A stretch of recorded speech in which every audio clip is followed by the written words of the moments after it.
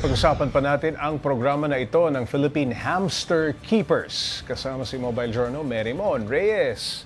Abay, Merymon, gaano ba kabilis dumami itong mga hamster na to? Mabilis kasi, Pops J, mga 2 to 3 weeks pwede na agad manganak yung hamster. And marami rin silang manganak. Kaya very talaga, alarming yung marami, tas naaabandona itong mga hamster, Pops J. Ano ba madalas, Merymon, ang kailangan sa pag-aalaga ng hamster? Tulad ng kahit na anong pet, importante yung saan sila maninirahan. For them, yung beddings para hindi sila maiirita kung saan sila magpalakad-lakad. Yung size ng cage, it matters din kasi hindi rin sila pwede yung parang makukulong talaga. Even yung hamster balls, yung hamster wheel, may certain sizes na kailangan, lalong-lalo na for the specific breed. May karapatan din ng mga hamster kahit ganun lang sila kaliit. Yung recreational activities nila, may enjoy nila. And yung hindi sila parang makukulong talaga sa selda.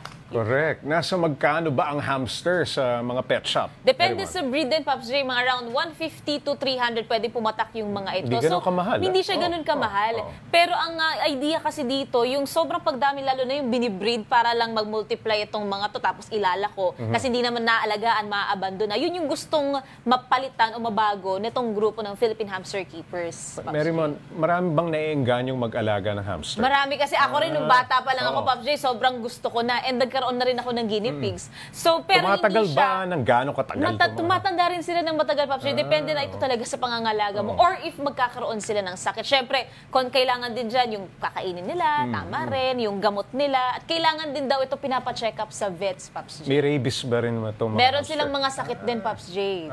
Okay. Paano ba ang proseso para makapag-adapt ng mga hamster? Kailangan, Pops J, legal age. So kung yung mga bata raw ang may gusto mag-adapt sa kanila, kailangan may parents or guardian para may accountability. Ipapasa mo, and at the same time, kailangan mo mapakita sa kanila yung capacity mo na makapag-adapt. Bago kanila hayaan na mag-adapt for free ng hamster, dapat mapakita mo, meron na silang matitirhan yung mga hamster. Ito yung beddings, ito yung pagkain nila. Ready sila sa commitment talagang alagaan ng mga Saan mo ilipupwesto yung bahay ng hamster? Titingnan daw nila yun, Pops. And kung sapat ba yung kaalaman nung adoptive hopeful na mag-uwi talaga ng hamster. Ayun. Sa mga gustong mag-adapt, Merymon, saan ba mahahanap ang Philippine Hamster Keepers? Sa lahat ng social media pages, meron silang accounts doon. And meron din silang website, yung Philippine Hamster Keepers. So doon nila makikita yung process, ano ba yung kailangan nilang i-prepare, or if may questions naman daw sila, pwedeng mag-chat na lang sa kanilang social media accounts. Ayun, maraming salamat, Mobile Journal, Merymon Reyes.